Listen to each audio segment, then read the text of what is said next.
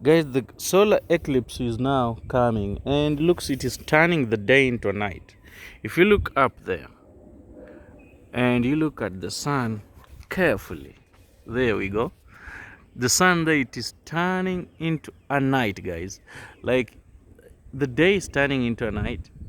And if you look, because it is 2 p.m. and this is central Chicago time, and if you look, I don't know if on the camera here you can see there is a moon there. Like, you do like this thing moves depending on how you move it. And I think you see there the moon like there. You can see how does this thing look on this camera actually. Look at that. Like, does it cross? Look at that. Does it cross like that on this thing or what? Because, okay, so this moon that is passing, those are birds on the camera too, but if you focus on it very well and you look, this thing is turning into a night, and it is daytime, guys, which is crazy. If you look there, it looks like it is turning into a night, and it is daytime. So this is the solar eclipse, the way it looks, guys. And many people say that you cannot look into solar eclipse directly because it can damages your eyes and all that. But the fact is that I really don't know if it can damage your eyes or not, because the fact is, if you look like on the sun directly, your eyes can be damaged. So as you watch solar eclipse out there, be careful, guys. Be careful. So if you look there, up there again, if you look up there again and very close there, you can see this thing is moving like a kind of, when I change this thing it moves, but you see those two lines, looks like the moon and the sun, they are crossing each other, and it just means that the sun can't bring enough light to the world so that we use that light as we are used to. And it is so weird how it is happening. Like, oh, you can't see the moon. Also at the same time, like, if you see like that, you see that moon. If you look like this one, like, I don't know, those two lines, guys. If you look at those two lines, I don't know if they are the moon themselves. Those two lines, you see there, those two lines, kind of like there is meeting of sun and the moon. Like, the moon is down, the sun is up, and then the moon is not allowing the sun to bring enough light to the world, which is Earth. For those who know geography, guys, tell me in the comment. I know it is solar eclipse, and I know it happens after a period of like 10 years.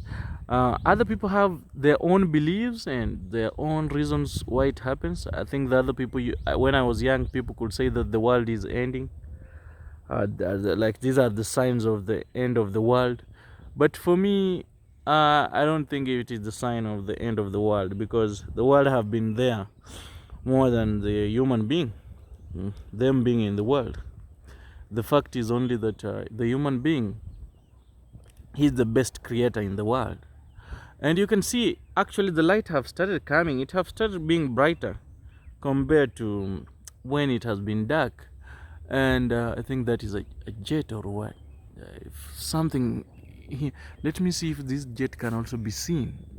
This jet, I think that is a jet, but you can't see it even if you go closer the way you could see. But it left some fuel, dumping fuel or what. Is but if you see this, I think it is now getting brighter.